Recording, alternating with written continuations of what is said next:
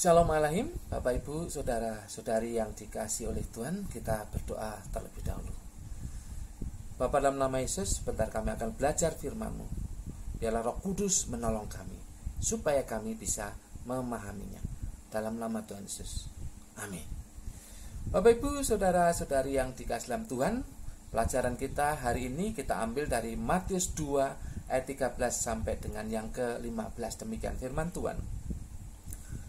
Setelah orang-orang Majus itu berangkat, nampaklah malaikat Tuhan kepada Yusuf dalam mimpi dan berkata, "Bangunlah, ambillah anak itu serta ibunya, larilah ke Mesir dan tinggallah di sana sampai aku berfirman kepadamu, karena Herodes akan mencari anak itu untuk membunuh dia."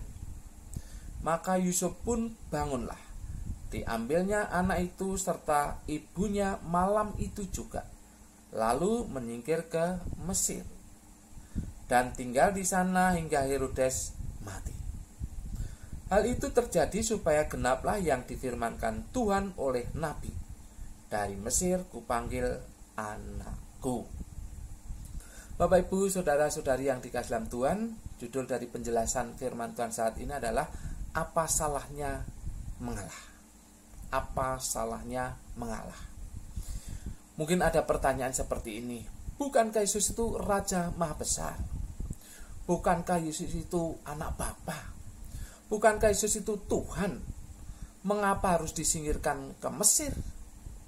Mengapa Yusuf membawa Maria dan Yesus ke Mesir? Apakah mereka tidak berani menghadapi Herodes? Memang bukan hal yang mudah untuk bisa memahami kenapa mereka menyingkir. Menyingkir adalah sebuah tindakan mengalah. Tapi mengapa mereka harus mengalah? Ada dua hal yang ingin saya sampaikan di sini, yaitu yang pertama, mengalah bukan berarti kalah. Mengalah bukan berarti kalah. Yusuf membawa Yesus dan Maria ke Mesir bukan berarti kalah. Ini adalah sebuah strategi dari Tuhan. Untuk apa? Untuk bisa melanjutkan kehidupan ke depannya yang penuh dengan kemenangan. Kita tahu ketika sudah waktunya Yesus kemudian melayani, dampaknya luar biasa bagi orang Yahudi. Kemenangan-kemenangan ditunjukkan. Kemenangan atas maut, kemenangan atas penyakit, kemenangan atas kelemahan ditunjukkan dalam pelayanan Yesus. Jadi menyingkirnya Yusuf bersama Yesus dan Maria ke Mesir itu tindakan mengalah.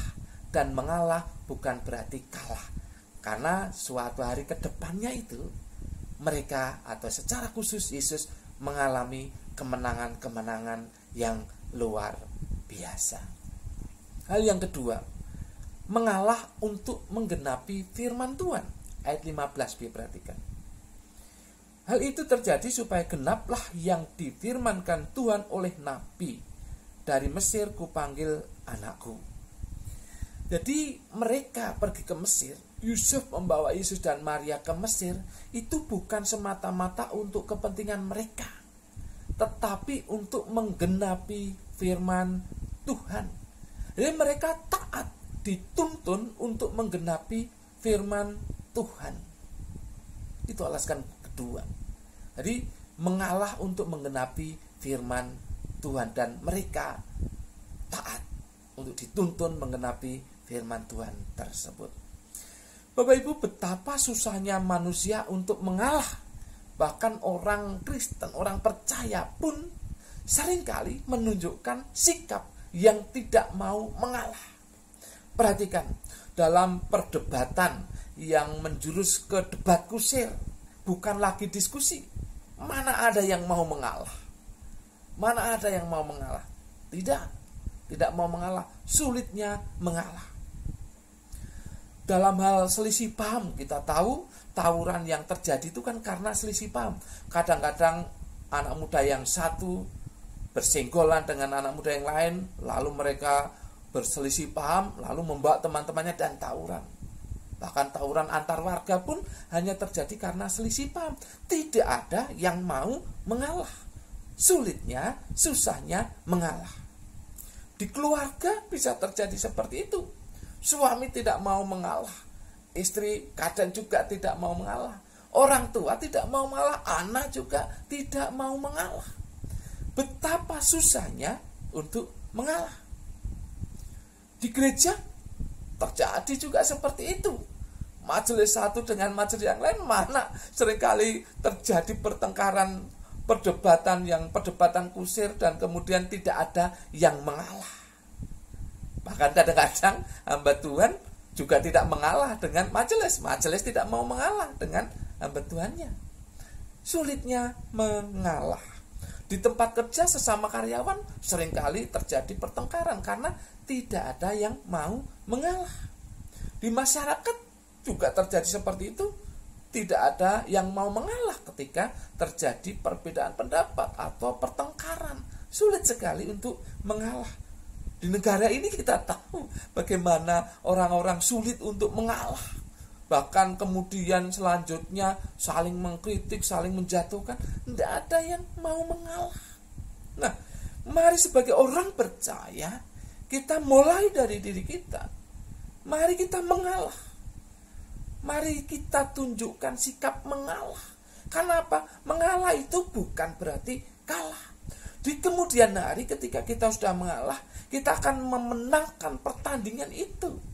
Dengan dampak-dampak yang positif. Itulah kemenangan. Itulah kemenangan. Tapi kalau kita tidak mengalah, maka tidak akan terjadi seperti itu. Mari kita mengalah. Karena mengalah bukan berarti kalah. Mengalah juga untuk menggenapi firman Tuhan, khususnya tentang kasih. Kalau kita otot-ototan, bahkan sampai bertengkar, sampai mengeluarkan kata-kata yang tidak menyenangkan telinga dan hati, kasih yang merupakan perintah Tuhan, yang merupakan firman Tuhan tidak tergenapi. Tapi kalau kita mengalah, maka kasih itu akan nampak, dan berarti kita mau dituntun untuk menggenapi firman Tuhan. Sekali betapa susahnya untuk mengalah.